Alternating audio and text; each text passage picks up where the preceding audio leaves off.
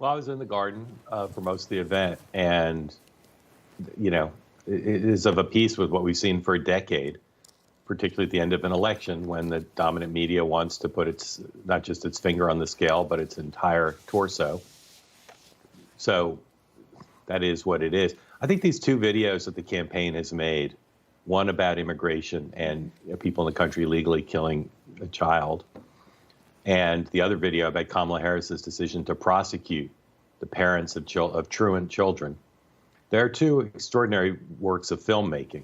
Interesting decision of the campaign to hold them to the end. I showed the one about immigration that he showed at the event today to some people on my two-way platform last night, including some Harris supporters. Yeah. People were tearing up and they were speechless.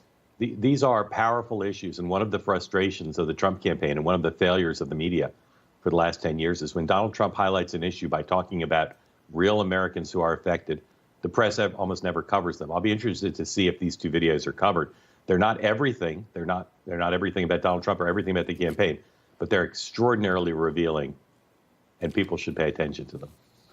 Yeah, and I think we go back to character, right? And I think, he is somebody who's now bringing in some people that more vision. If it's an Elon Musk type character, it's a, Tulsi Gabbard, former Democrat, now switching over. I mean, true outsiders in a way that are not career politicians. I wrote an op-ed for the New York Post on immigration and about the $13 billion that the cartels are making. So it's character, it's humanity. And I think that is exactly what you were saying, Mark, that Donald Trump, it doesn't get the play, but it certainly is something that anyone can't look at this with a moral compass and say, yes, there are children that are being from all countries who are coming across being sold into sex trafficking, and we cannot allow that just as a human race, not left or right.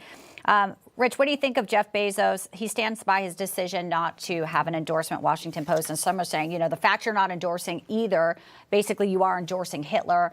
There's people who are in uproar, LA Times, there's quitting. I mean, do they not want to make an endorsement because they don't want to endorse her, or they don't want to endorse him? What's your real read on what's happening here?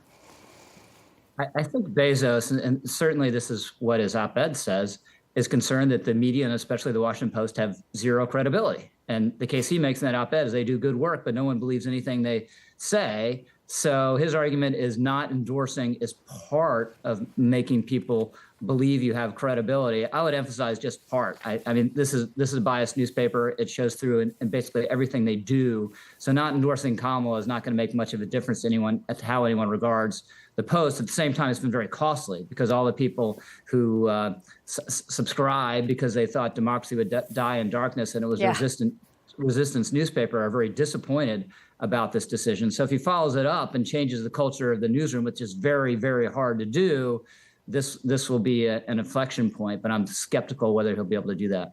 Yeah, and it's like you're just realizing it now, Bezos, that people don't trust the media. I mean, we've been, over here at Newsmax, surging in the ratings, and we talked about the Rogan effect, how many people watched Rogan.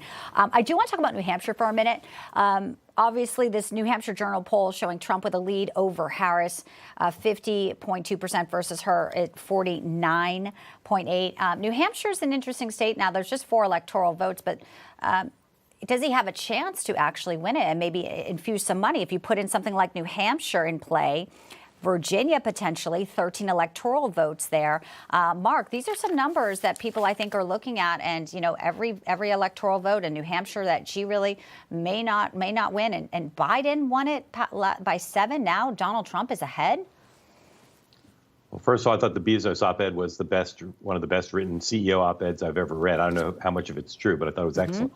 There are 4 blue states separate from the purple states, the battleground states: Virginia, Minnesota, New Hampshire, New Mexico. They serve 3 potential purposes. I emphasize potential because Donald Trump will probably lose them all. And if he loses them and a battleground state, he may regret putting his time in there.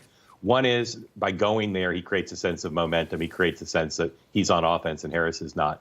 2, if he does win all the battleground states, or 6 of the 7, and in even one of these blue states, it'll add to a sense of mandate if he's victorious. And finally, I could imagine a scenario where he might not win any of the blue wall states, the Great Lakes states, but he wins any one of the 4 states that they're talking about, and basically wins the election through one visit and maybe a little last-minute cash. So keep your eye on those 4 states. They probably mean nothing, but it's possible they'll mean everything.